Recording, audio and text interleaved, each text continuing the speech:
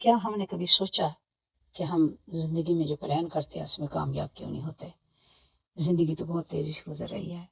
ابھی دیکھیں نیا سال ہے تو ختم ہو گیا، پچھلا سال چلا گیا، نیا سال آ گیا.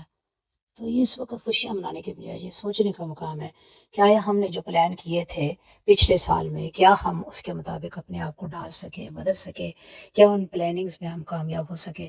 اگر ہو گئے تو شکر الحمدللہ رب العالمین، اگر نہیں ہو سکے تو پھر رب کائنات سے توبہ کرنے کا مقام ہے، خوشی منانے کا تو مقام ہی نہیں ہے. اب دیکھیں نا، ہم دن رات اللہ اور اس کے رسول صلی اللہ علیہ وسلم کی نافرمانی میں گزارتے ہیں.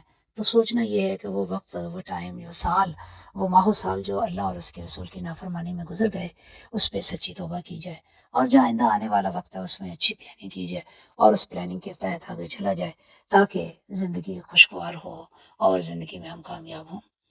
اب دیکھیں، ہم نے اگر نافرمانی کی، اللہ رب العزت کی خطائیں کی، ہم نے اللہ تعالیٰ کے حکموں سے سرتابی کی، ہم نے زندگی کے شب و روز اس کے مطابق نہ گزارے، تو پھر کیا کمایا؟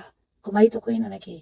تو پھر نئے سال کی آمد پر نہ صرف پختہ عہد کرنے کی ضرورت ہے کہ ہم اپنے آپ کو بدلیں گے، بلکہ اپنے ارادوں کو بھی وضو کروانے کی ضرورت ہے کہ ہم نے آئندہ سال یہ کام کرنے ہیں اور یہ نہیں کرنے.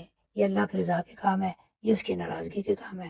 ناراضگی کے کاموں سے بچنا ہے اور اس کی رضا کے مطابق چلنا ہے. یہ سوچنے کا مقام ہے. اگر ہم اس پلاننگ میں کامیاب ہو گئے تو سمجھے زندگی میں کامیاب ہو گئے. ایک وقت سال گزر گیا، ہماری زندگی کا تو ایک سال کم ہو گیا.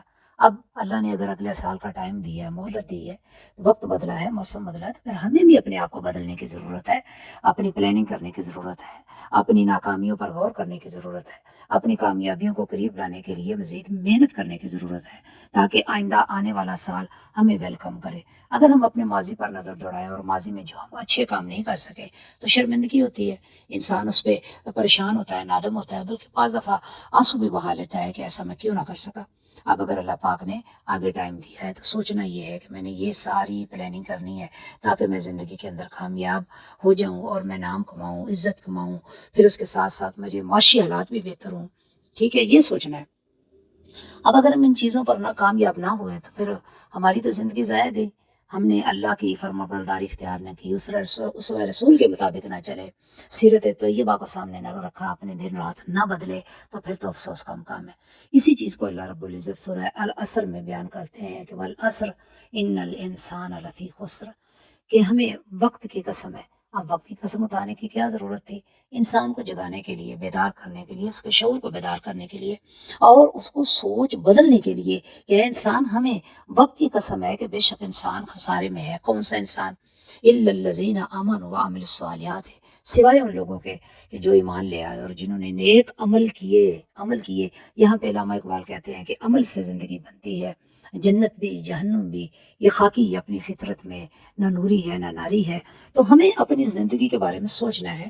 تو فرمایا قرآن میں الا الذین آمنوا وعملوا الصالحات وتواصوا بالحق وتواصوا بالصبر، بس کامیاب وہ لوگ ہیں کہ جنہوں نے حق بات کی تلقین کی، حق پر چلے، حق کا ساتھ دیا اور صبر و استقامت کے ساتھ مصیبتوں کا، بیماریوں کا، دکھ درد کا، رنج و الام کا مقابلہ کرتے رہے اور اپنی زبان پہ شکوہ نہ لائے، وہ کامیاب ہیں. اس کے سوا جتنے بھی لوگ ہیں وہ ناکام ہیں.